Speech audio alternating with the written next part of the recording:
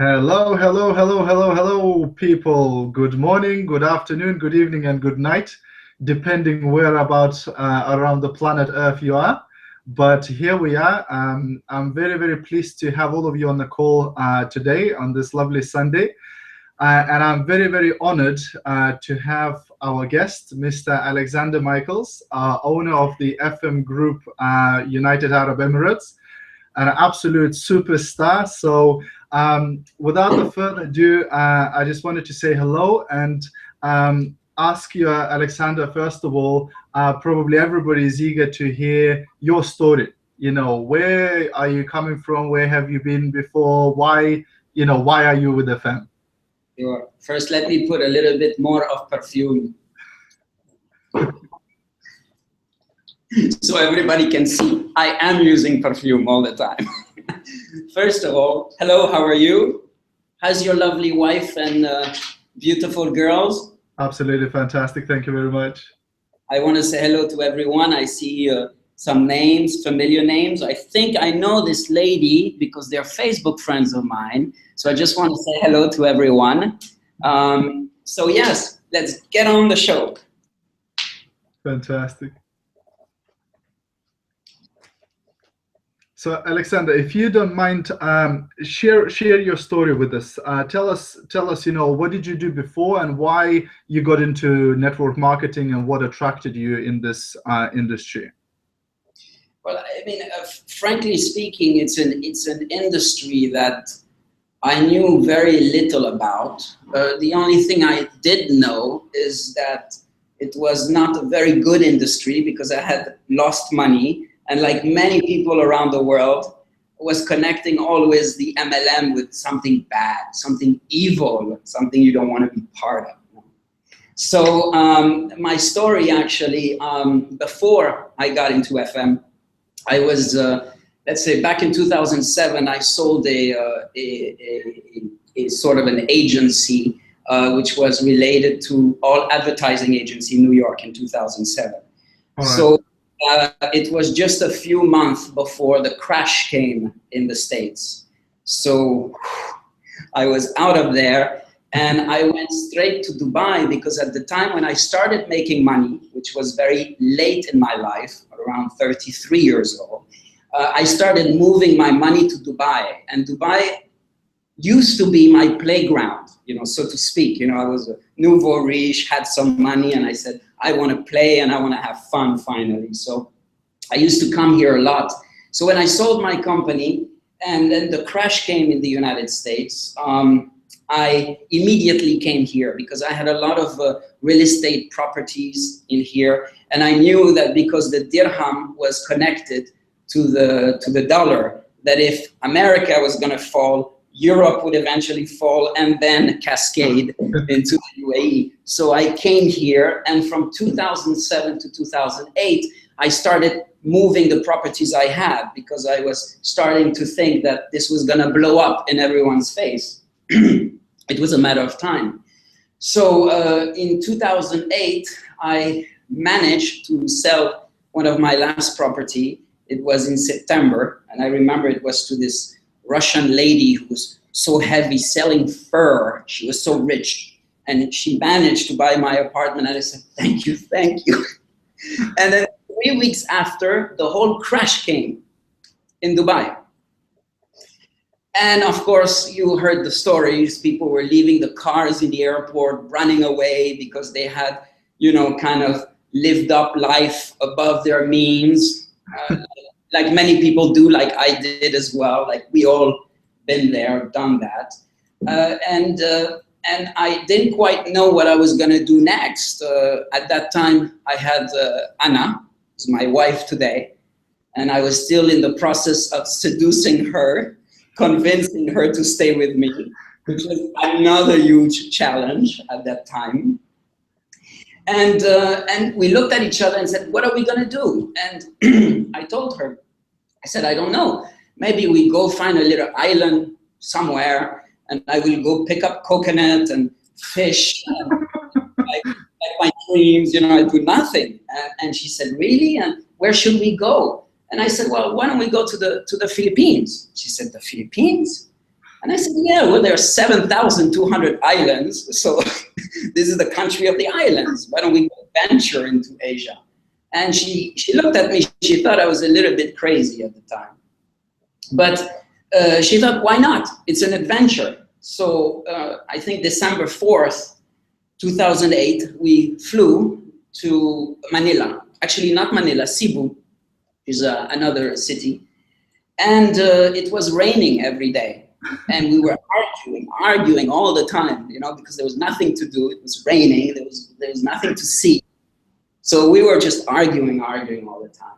Still finding ourselves, you know, as a young couple in love.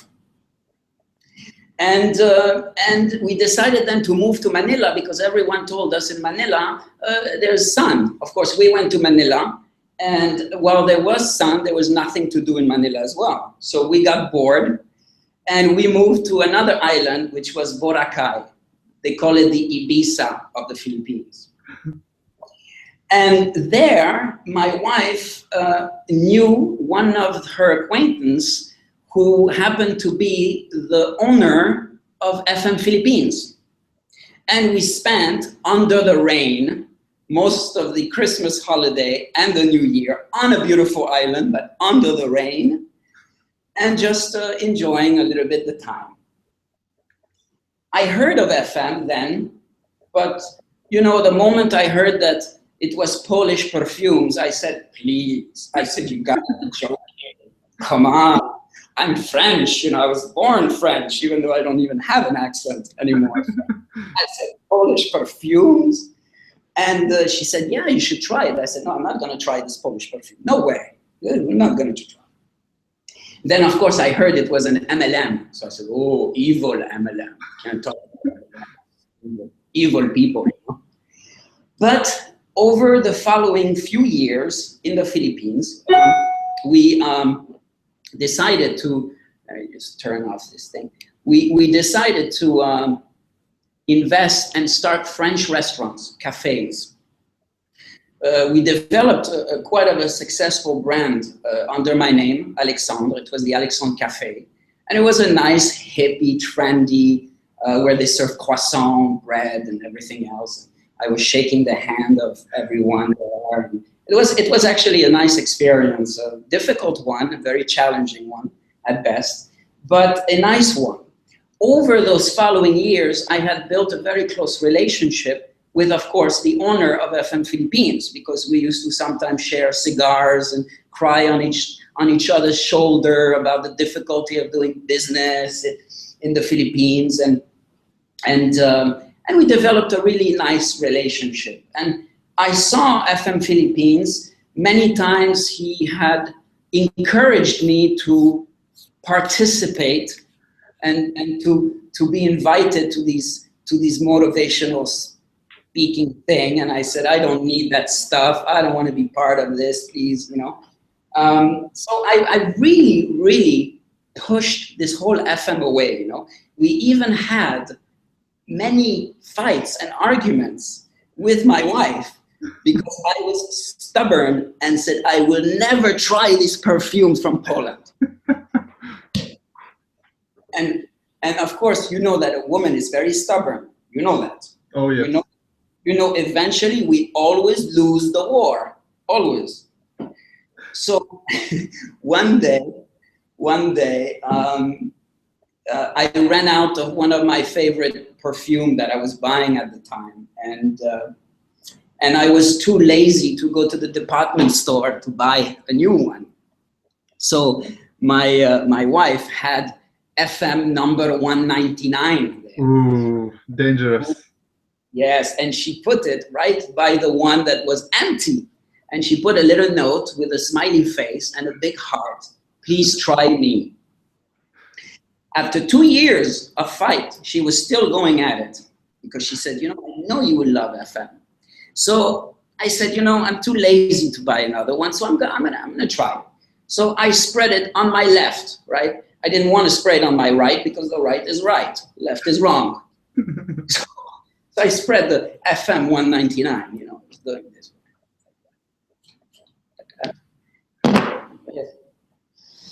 And I said, wow, I I said, this is amazing. I turned and I said, these Polish, they're stealing, aren't they? Very similar. I said, something is wrong there. But let's see, because most likely the scent will evaporate and it's maybe just a great top note, but it will fall. But at the end of the night, when I came back very late, it was still on my skin. I was still smelling it, okay? While the branded perfume that I still managed to pull out of the bottle, you know, when you run out of your last bottle, you know, you're trying every corner. While the other one, I couldn't smell anything. And I knew that this perfume was costing 80% less. So the next day, I was invited to, I think they call it the Polish Sunday dinner, which happens to be lunchtime. So confusing, since I'm Polish, like, you know, fine, let's go to Sunday dinner. And there was the FM Philippines owner, and he said, so, I hear you finally tried the perfume from FM. And I said, yes. And he goes, so what do you think? And I said, I have to say, it's pretty good. Pretty damn good. But, you know, smells an awful lot like perfumes I already know. Isn't it a bit of like stealing? And he goes, well, why don't you come to one of these trainings just so you can be exposed to the facts versus the fiction? That's it. I know you're French, Alex, and you know everything about perfumes, but maybe you want to entertain and be open-minded and listen a little bit to what this company is about. At that point, you didn't need to convince me because I already knew the product was good. I was just very intrigued at how these Polish people could make a perfume so damn good that was lasting so long for a fraction of the price of the ones I was already buying. And that to me is sort of a revelation that by itself was something very new. It was something new to me. It was like, how can anybody teach me about anything in this world that I don't already know? But now I had something that was intriguing. I want to know more. So the next step is I went the following day to one of these trainings. So of course, I went up the stairs and I see at the end this whole classroom. And that was already, my heart was oh, I said classroom, oh, and I hated school already, and now I have to go back to school, you know, and there were pictures of people with cars and things like that, and I was like, oh, this is not looking good, but I'm going to go anyway. Mind you, I was the only white guy in the entire room filled with Asian. So they all looked around and said, who the hell is this guy, you know, sitting next to me? And I was sitting there, there was the teacher, and the whole thing started. Welcome to FM. The company was started in 2004 by Arthur Travinsky and blah, blah, blah. And I was like, oh, no, not, I mean, this, where is the, you know, like, but I was listening through it, painfully listening through it. They were throwing this MLM, and if you have 2 downlines and you do this and all this calculation, I understood nothing because I failed math. So of course I'm terrible with numbers. So for me, it was like, okay, I don't understand anything.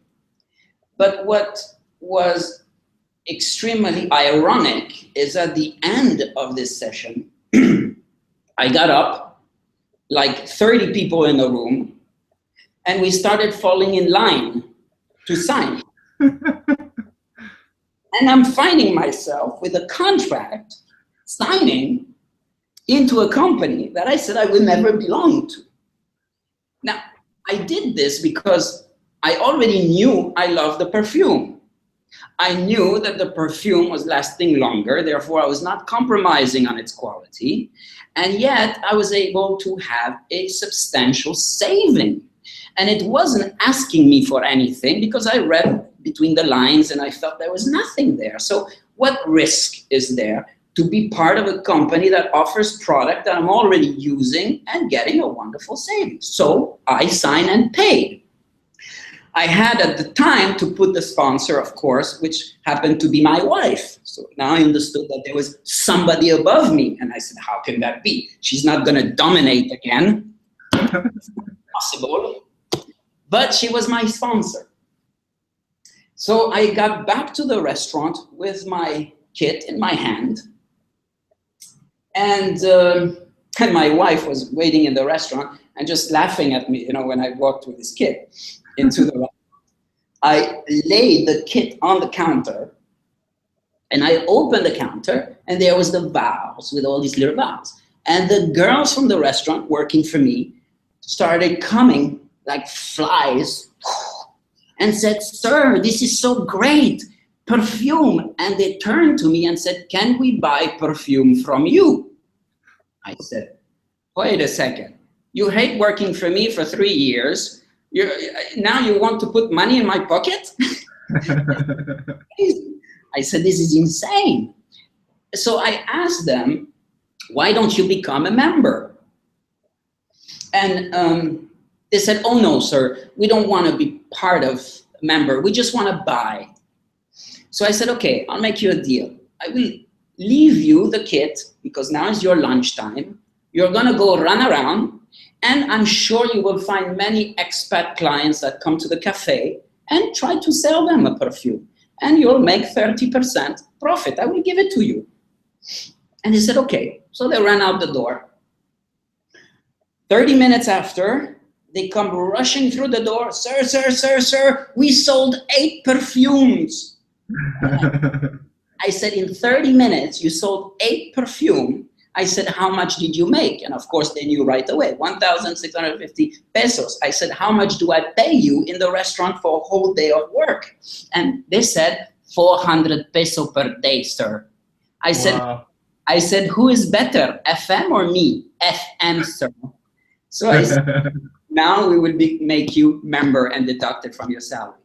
So within a few days, I had already a group of 70 people. And what progressed after was something that for me was more of the magic that appealed to my inner being, which was the fact that girls were coming back to me and the guys and saying, "God bless you." And I said, "I've been in this country for 3 years and you guys never tell me God bless you. And now I give you some perfume from Poland and you're telling me God bless you." And they said, "Yes, sir, because you see, thanks to you, so thanks to FM, we're able to earn extra income for our family. And it is making a difference for our lives. And we want to thank you." Well, I became instantly infected by the thank you. I became instantly infected by what this little Polish company with this little kit could do to someone's lives in the Philippines. Mm. My wife immediately knew that I was really made for this, so she forced me to learn the multi-level marketing plan. But I tried over and over and over again, and I simply could not understand it. So of course, my wife would just pull her hair and say, "How can you be so stupid and be a multimillionaire business entrepreneur from America?" And I said, "Well, Americans, they're like that. Okay, I have the attitude, but maybe not the brain. I don't know." It took me a long time to understand the marketing plan, but my wife told me, "You don't need to know anything. You just talk, bring the application, and I will structure." Because I'm the game. So I said, "Great." The next thing that transpired is I was given a challenge by my wife that, "Can you become 21% Golden Magnolia in the first month?" And I said, "Why not?" Because every day I was talking nonstop, as you can see now, nonstop. And I was loving it, and it was working. And so the rest is history. The rest is history. I could tell you thousands of other incredible things, but I was instantly in love with the entire concept and what it could do. And I think this is really my answer, short answer. Fantastic. But I don't think you did justice to your story. Tell us how long it took you to hit 21% and Pearl Orchid and all of that. Well, I mean, I did 21% on the first month. I had a good structure, very good structure. I think I had 40% max leg. I moved into the Pearl Orchid, I believe, the second month, and became Golden Orchid on the fourth month. And I did not buy my points, because we know in the world of MLM that we can achieve incredible things by doing the shortcut. I did it the hardcore way, but I wasn't really knowing what I was doing. I was only talking and enjoying. Well, not bad for just chatting with people and just enjoying the process. Golden Orchid in 4 months, eh? Awesome, awesome. But then obviously you went on to open a branch in Dubai a little later after that. Mm-hmm. Now, tell us a little bit about the Dubai market. What would you say is the secret behind such a success? You know, I can see the gift boxes turning around in the background behind you, and there's so much incredible stuff happening there. What would you say is the secret behind, apart of Alexander Michaels, of course? I would like to believe that Alexander Michael has something to do with it, but I think one of the biggest part of success of any company is understanding it. It's living it. It's also understanding the market. I mean, the market it's not necessarily an easy market, because while it has some similarities between the UK as far as number of nationalities that live here, this is a very transient place. Mm-hmm. Of course, Europeans or let's say most Europeans or people, they have good jobs, so they have good pay, so they are not interested necessarily in the FM business because they are very comfortable. The people at the bottom who are really struggling have very little time, to be able to spare to develop the business, because as we know, it's still a business, and a business takes energy, takes a lot of work. But what makes it unique is the fact that we are in the Middle East, that most of the biggest brands like Dior, Chanel, Armani are focusing all their new scent on the flavor and the spices of this place, and because it represents the biggest increase in their sales in the world. There's a huge market. I remember my mother in the 70s in France, when she would put a little bit of Chanel, it would be like one little thing, and then that's it behind the ear, and that would be all for the whole day, you know? But in here, they take the bottle and they drink it, you know? And it's like that the whole day. They can go through 100 milliliter bottle in 1 week, whereas in Europe, you will never have this type of consumption. So that makes it interesting. The second aspect that makes this market interesting is the fact that there is money. Whereas all the countries are very careful in their spending, people are still frivolous. They're still throwing money away. And there is an end user market, and this end user market offers numerous and countless possibilities that perhaps are very unique to our market, that we are still learning, because we still don't dominate it. We are in the process of understanding it, which takes time.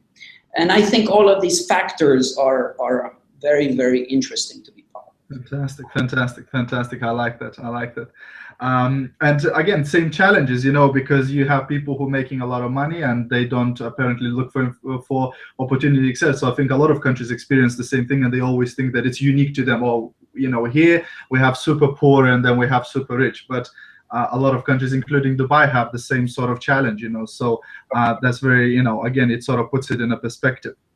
Now, there's a lot of exquisite events that are happening in Dubai, and other, branches of the UAE, and I can see that they are very well attended, etc. Whereas some people have it a challenge to get their team members to attend events and to get basically people to attend events. What would you say is the secret behind a good attendance? How would you attract, how would you recommend somebody to attract more people to their events? Free and good food. Free and good food. No, apart for that, people are looking for ways to escape reality. People are captivating by things that are entertaining. But I think that people come back because they are being enriched in so many ways that it keeps their motivation going. They want more of it. The lavish events that we usually organize was maybe a little crazy on my part to do that from a starting market. And it certainly may have upset a lot of people around the world because it created a sort of unrealistic expectations, that I can understand is very difficult to match. And that maybe is something more of a personal thing that I wanted to do, more so than a sort of a position that I wanted to portray. The people that we're working with here, or the people that are attracted to FM, are really people who are struggling both emotionally, financially, and physically. People who often struggle, like any immigrants, like we know, like I know, I've been an immigrant so many times, when you don't necessarily have good opportunities and you're down and under, your confidence level is shaken to the core. Yeah. And one of the biggest fear that one should have when your confidence is shaken is your lack of self-belief, your lack of believing that you too are deserving of the best. These events were created to let the people know that everyone deserves the best. And it's attainable. And you should not fear what you do not understand. And the more you bathe in luxury, the more you force yourself to be part of this elite feeling, the more you start believing, hey, I can do it too. I want this. And I remember when I was poor and struggling in New York City, you would always find me in the hotel lobbies of the 5 stars. I didn't have money. I didn't have a penny sometimes in my pocket. Maybe I had a nice jean, like the poor people. You have the nicest jean, the nicest sneaker, but you have no money to eat. But you would find me in these lobbies, and of course I love the bathrooms. I used to love 5 star, but that wasn't the main reason. The main reason was that I wanted to never disconnect myself from the fact that I deserved it. That it didn't matter if I had to get into the bus or the subway. It didn't matter if I didn't have money to have a nice meal. What mattered is that I was on the way to change that. And as long as I kept the imagery, as long as I kept the feeling inside of me, I knew that one day I would get there. And I think that's a little bit why I did this with FM so early and made it so accessible for the members, because I wanted them to get that feel. Wow, powerful, powerful, powerful. I like that. And talking of people, we have a lot of people, new people that come in, and then a few weeks or a month later, they go into witness protection program. They stop answering the telephone, they stop reading the emails, they stop attending the events, etc. So what would you say, if somebody is a brand new, what would you say is the most important thing to teach them to get them started in MLM? I think the most important is to teach them the truth about life. In our business, we often feel, or many people feel, that they have to embellish things or paint this beautiful rosy pictures of the future. But I think the people need to know the truth. And so a new member should be armed not with an overload of information, but with information that will set the expectations in a realistic manner, as opposed to creating it. People don't want to hear the truth. People want to hear lies, and that's why many companies that come into a city that offers the world and claims that they will turn you into a millionaire sometimes have very strong appeal to the people, because you see, the people don't want to hear the truth. But I believe the truth is the most powerful weapon that FM has. And I believe that the leaders can opt for the truth or can embellish and be part of this industry that, frankly speaking, smells very bad. And so for me, when I see new members, you want to tell them, you want to provoke them in ways that when they go home, they will think a little bit, why should they be part of FM? And what's so different about FM? Or what's so different about your team? What's so different about what you stand for? Wow, that's brilliant. Guys, I hope you're taking some notes. You know, I'm doing loads of stuff here. You know, it's gold stuff. The other question I wanted to ask you, Alexander, is about, you know, the training programs. I know you have a visa program and you have other specific programs to Dubai, but also just generally, could you share some of your training systems and structures and the sort of ideas that you follow, something that might help other leaders around the world, you know, in terms of training their team members? What would you recommend them in terms of training? You know, I think that it's wonderful, the system that you have, this webinar, because I think that it offers people from all across the world the opportunity to receive training from the comfort of their home. Having said that, once you have a platform, you do need to have a sort of a structure training that are very relevant to the business.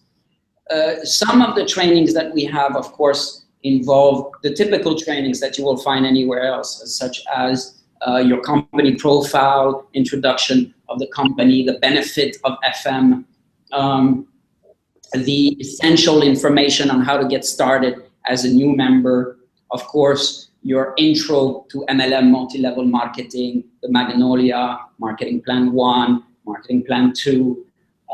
We have also specific trainings that are maybe tailored around the industry, such as Perfumery 101, certain makeup workshop on how to apply makeup, what are the benefits. But what I'm particularly proud of in our company is we've always looked outside the box. What do the leaders or do people coming into the business truly need? Do we need to teach them solely about the business or how to sell the products? Do we not need to look a little bit at how the attitude of the people are and how we can change the mindset of the people? And so we've introduced with experts in the industry training such as emotional intelligence-based trainings, self-hypnosis, because as we know, people in our day and age are so bombarded with information that the stress level in people's mind is overwhelming. If the mind is not clear, the heart is not clear, they will never be able to succeed in anything. Success is really very much connected to a focus that is consistent, an understanding, a sort of a self-belief, a faith that is beyond anything, that cannot be shattered. that cannot be moved. Did I lose you? No, you're here. I'm here. And so we've really worked very hard at first getting people to relax, getting people to understand the importance of managing emotions, because this is very important in our business. Our entire business is based on our ability to manage relationships. And you see this in groups, in all of our groups. We've seen it all around the world. Some of the best teams have fallen apart because of a lack of understanding on how to manage conflicts, how to manage relationships. And I strongly believe that it's one of the skill sets that is so important to refine when we get into the business. That really helps people. So those are the things that, some of the things that we're doing, and continuously trying to figure out how to improve that. Fantastic.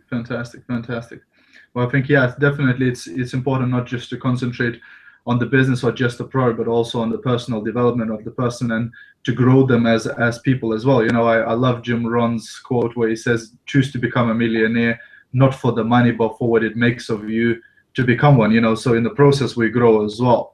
Now, talking of leaders, how do you identify leaders within your organization, and how do you choose to develop them, or what do you do differently if you see somebody and you go, wow, this is an up-and-coming person, let me do something different with these guys, or given the position I have as an owner, I have to rely a lot of time on the existing leaders inside our market. Our market is very young. Our market has very few leaders because, of course, they're transient population, moving left and right, very busy. So I've had to undertake a little bit more of an active role to support distributors. To answer bluntly your question is, you look for those people who tend to be excited about the business, or who tend to ask a lot of questions. Could be the opposite, but then people who seem to really want to change their lives. If you have a leader in front of you, you need to have a stronger leader to deal with them. Because leaders do not follow someone that is not stronger than them. And so often people lose leaders because they say, oh, it's me, I'm the sponsor, instead of actually moving up to somebody very strong, because they will often feel more comfortable following somebody with strength than somebody who's a little bit shaky on the road. Our business isn't to take all the glory. Our business is about developing our business as best as possible, for the better of the whole thing. So identifying them is you can see very often. They also need to be very handheld at the beginning, but if they are true leaders, very quickly they will let go of your hand. And it is important to accept that and to surrender to the fact that they will go away. They are not your best friend. They are not your wife. You will not go sleep with them. You must let them go, because they will maybe shine and outshine you, which is the whole point of this journey. Fantastic. I love it. No, that's absolutely, it's good. Getting somebody strong in front of a strong personality, I think that's so powerful, because sometimes, we do might lose people because we're not willing to take them somewhere upline, etc., to somebody strong. So, and I do know a few strong people here in UK, I think some of them are on the call now. Okay. Also, you're an amazing motivational speaker, but how do you keep yourself motivated, and how do you, motivate other people? And, I know that you do a lot of, talks, etc., but just briefly, how do you get it, how do you get the energy? Where do you get all of this, zest from? The zest, once you've tapped into your inner strength, once you are fulfilling a purpose that you believe is higher than yourself. And if you are a true leader, as many people say, I'm a true leader. A true leader is not somebody who needs to be motivated. He does not need a reason to be motivated. My reason is I wake up in the morning and I'm not dead, while millions of other people will not wake up tomorrow morning. What more of a motivation do we need in order to move the world, right? We only need a breath of fresh air when we wake up to realize that we've got a new day, a new opportunity, a new life, a new chapter. And so, you know, I am not defined by FM. I've always said, and I always say this to my member, we are not FM. We are who we are. We chose this wonderful company because, in my case, it has enabled me to become who I am today. It has really kind of fulfilled me in so many ways. And so that by itself is the biggest reward for me, is to be able to do what I love to do and to be able to live one more day. Fantastic, fantastic. And I think you do take it to another level. You know, you do epitomize the you know, being happy just being alive. You know, I am, you know, I follow you on Facebook, you know, and the stuff you're putting out there, it's just, you know, it makes my day a lot of the time as well, you know. So keep it up, you know. And you know, who did you learn from? I mean, you are like a you know, like a bag of motivational stuff and quotes and just really higher level sort of thinking. But where did you learn from? You know, what's your favorite book? Well, I'm going to shock you, especially you, because I know you're a very big intellectual guy and very smart and super motivating as well. I'm going to shock many people when I say that I've never completed one single book in my life. So I've never read a book, even the textbook in school. I figured out how to cheat my way through it. So I can say two things. The one person that has shaped my early childhood and that perhaps has helped me survive the most painstaking time of my life is no doubt has been my father. My father has been my biggest inspiration. It's public on Facebook that of course both of my parents, but my father is a great philosopher, not necessarily the best businessman in the world because he's such a good person inside. But he's taught me a lot of things. He's never been judgmental. Matter of fact, if I had to make mistakes, he would help me make the mistakes behind my back. He taught me to not be judgmental and to forgive myself for the imperfections I may have. And that has helped me set my expectations right in respect to the rest of the world. But if I have to really answer who have been my biggest mentor, apart from my early childhood, because we've had a separation, an abrupt separation when I was a teen, I would have to say my countless, numerous amount of failures and suffering and pain. These have been my true mentors. And boy, am I the master of failure. So would you agree that in order for somebody to succeed, they absolutely have to fail at least once or a couple of times? Because so many people, they want this clear, you know, I just start and I just go all the way up to the success and I'm the big shot making all the money and I've never failed, I've never done anything wrong. Would you say that's even possible? Everything is possible in this world, but it is a very dangerous position to be. You know, when I finally made it, I fell to the ground even harder than I had fallen before. And it's 5 o'clock. And that included, you know, alcohol, drugs, everything. Many times we are not mentally ready for success, and often it's so important to embrace failure. And I'm not promoting failure as something that, you know, everyone should aim for, but failure is part of life. You know, when we learn how to walk, I mean, we have failed 100 times to our knees, and nothing happened to us. The difference now, when we grow up and we fail, we take it so hard. It almost seems like we must enter into a depression because of something that happened. Whether it's a failed marriage, whether it's a failed relationship with a friend, whether it's a loss of a job, or whether it's running out of money, it's the end of the world. People commit suicide because of it. I have hundreds of times had no money in my account, been thrown out of apartments. It's okay if tomorrow I'm back again on the street. Nothing happens. There should not be fear. And I think that you're right. I mean, some people can go to success, and wonderful. I praise them, I admire them. But it is also very dangerous to do so, because if they do fall, sometimes they can fall very, very hard without knowing how to get up.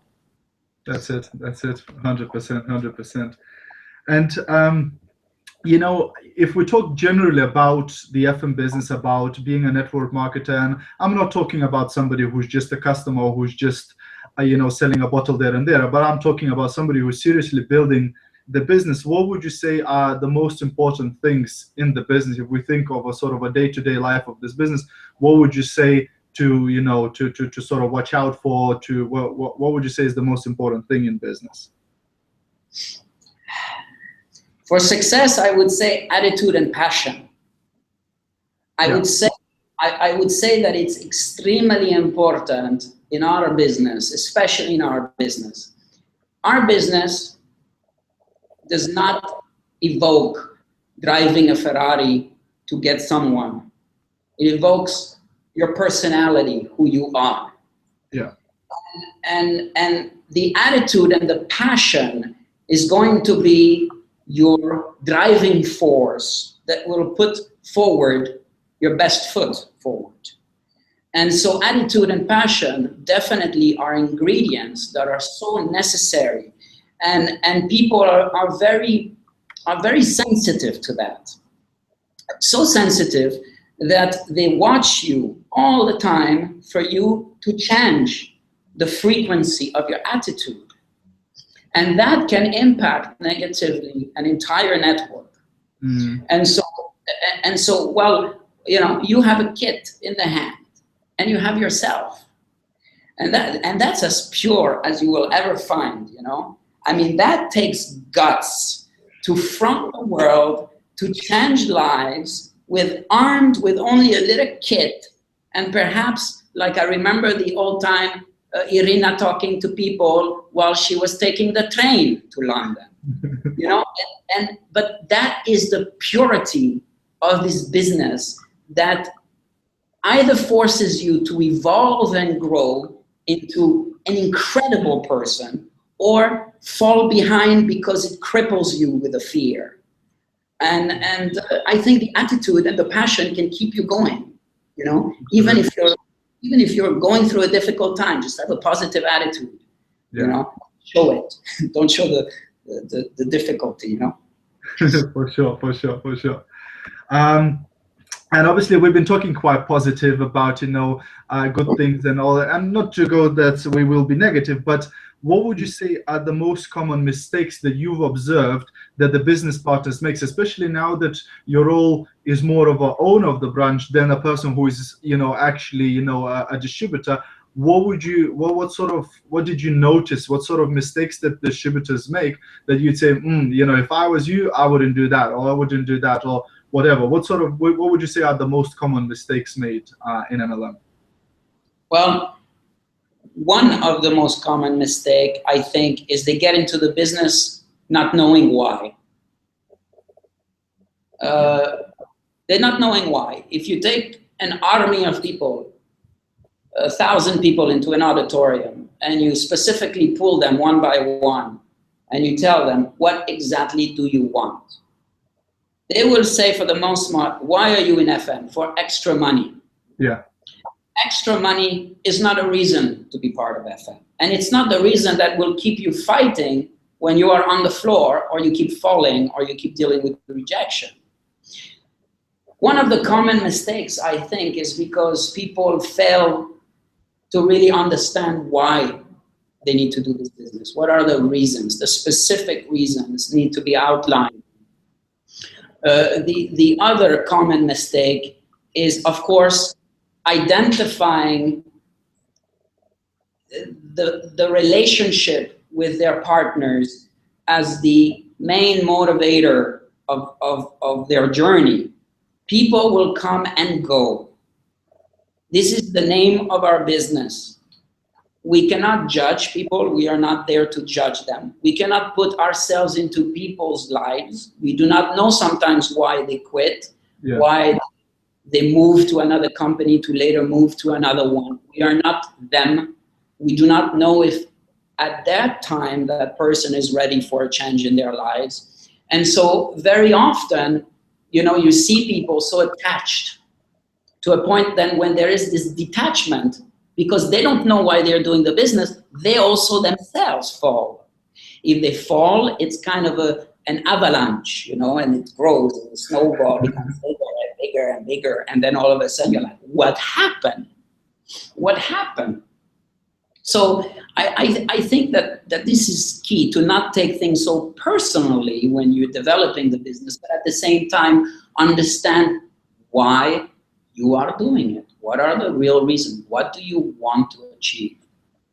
And would you say asking the new distributors as well, it's important to ask, why are you starting this? You know, what is the reason for you to build this business, etc.? Would you say that's important? Yes.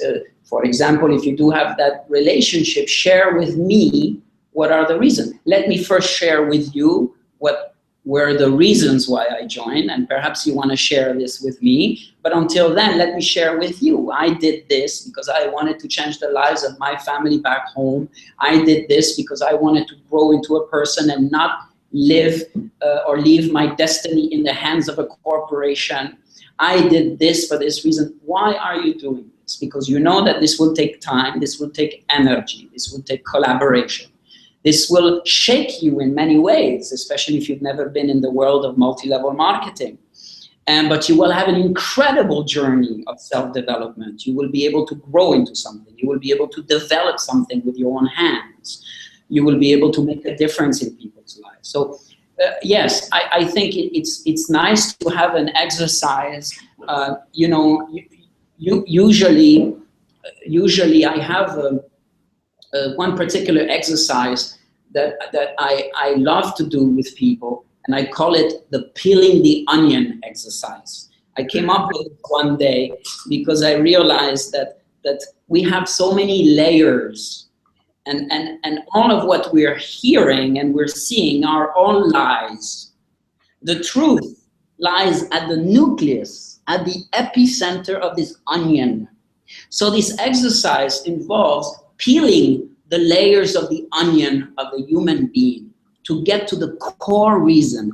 And the core reason always lies in the point that makes you cry. If you can get to the true reason why you are doing this, that's when your tears starts to fall. When these reasons are revealed, it's when you have the person hooked, because he or she can see why they need to continue the fight, no matter what. Absolutely. So that's what I would say. Fantastic, fantastic. Well, Alexander, I want to thank you so much for your time today. I know how busy your schedule is. So it's been a pleasure to have you on the call. And as we can see from the chat again, Irene is just saying, Alex, you're my inspiration, and a lot of other people saying hello and glad to be here. And it's been an absolute honor. So thank you so much for agreeing to come on the call. Thank you. And I want to thank you also for your initiative, because I know I've seen you talk also with your lovely wife. We're very dynamic, and it is because of that you really can build an amazing team. I know you're part of the Irina, this full-powered lady that I love a lot. UK is a phenomenal branch, and I'm very glad that I was able to participate or contribute to your development. So thank you. Fantastic. Thank you very much. Guys, thanks very much for coming on a call. I hope you got loads of value. I've got like 5 pages of notes, etc., that I can't wait to share with my team, etc. But if you got value from it, use it, adopt these things, etc.